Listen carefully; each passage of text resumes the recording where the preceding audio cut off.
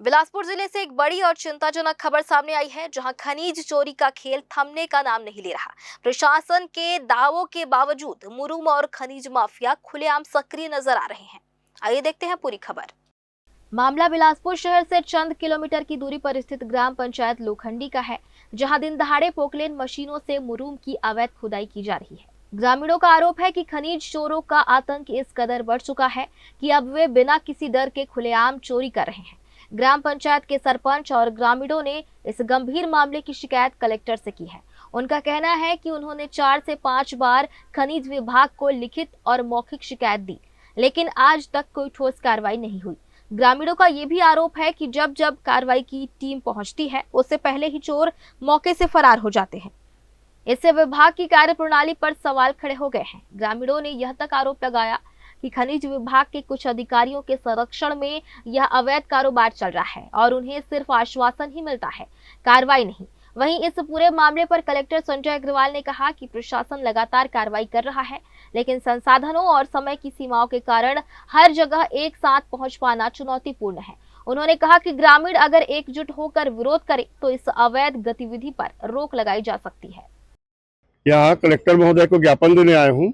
मेरे यहाँ अवैध खनन मुरुम मिट्टी का हो रहा है, उसके लिए मैं माइनिंग को 4 से 5 बार दे चुका हूँ ज्ञापन, लेकिन उसमें कोई कार्रवाई नहीं कर रहे हैं। फोन लगाओ, गाड़ी रोक के रखते, फोन लगाओ तो 3 से 4 घंटा बाद आते, उसके झगड़ा लड़ाई करके अपने गाड़ी वाले भग जाते हैं। अब कोई कार्रवाई नहीं हो रहा है, इसलिए मैं कलेक्टर महोदय से निवेदन करने आया था कि इसमें कार्रवाई अब सर लोग फोन करते हैं, आते नहीं।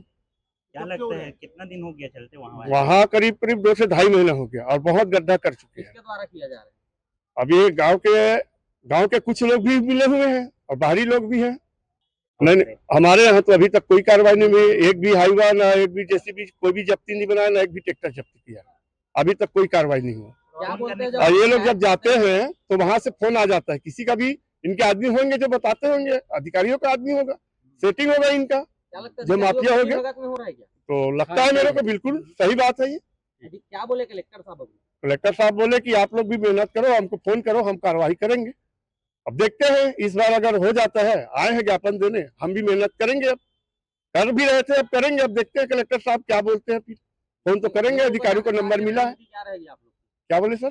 नहीं रोका जाता, नहीं कार्रवाई होता तो आगे रणनीति क्या रहेगी? रणनीति यही रहेगी कि आके धरना प्रदर्शन तो करना ही पड़ेगा हमको, अपने गाँव के क्षेत्र को तो बचाना ही है, मिट्टी मुरुम को। फंडिंग से लोग आए हैं और हमने उनको बोला है कि जब कभी भी शिकायत आएगी तो केवल शिकायत करेंगे तो तब तक वो भग जाते हैं लोग। तो अगर गांव वाले चाहेंगे तो इस तरह की जो भी चीज़ें हैं उसमें सब लोग सहयोग करेंगे तो निश्चित तौर पे कार्रवाई होगी। लगातार हम लोग जितना लोग हैं उसके हिसाब से हम लोग कार्रवाई कर रहे हैं, बट इसमें चूँकि काफ़ी बड़ी संख्या में लोग इसमें वो करते हैं, इलीगल एक्टिविटीज़ में रहते हैं और एक बार कार्रवाई करने में 3 से 4 घंटे लगते हैं अधिकारियों को।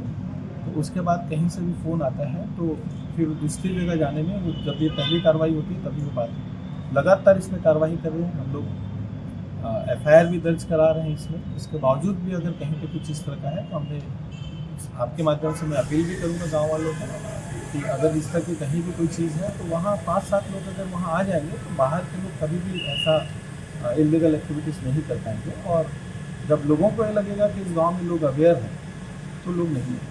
सर, ग्रामीणों का आरोप है कि लेन देन और सेटिंग की वजह से ऐसा हो रहा है। मुझे लग रहा है कि अगर इस तरह का कोई एविडेंस के साथ वो बात करेंगे तो जरूर हम लोग करेंगे। कलेक्टर ने साफ कहा कि यदि किसी के पास अधिकारियों की संलिप्तता के सबूत है तो सामने लाए, सख्त कार्रवाई की जाएगी। फिलहाल सवाल यही है, क्या खनिज माफियाओं पर लगाम लग पाएगा? न्यूज़ के लिए गोलू कश्यप के साथ राहुल ठाकुर की रिपोर्ट।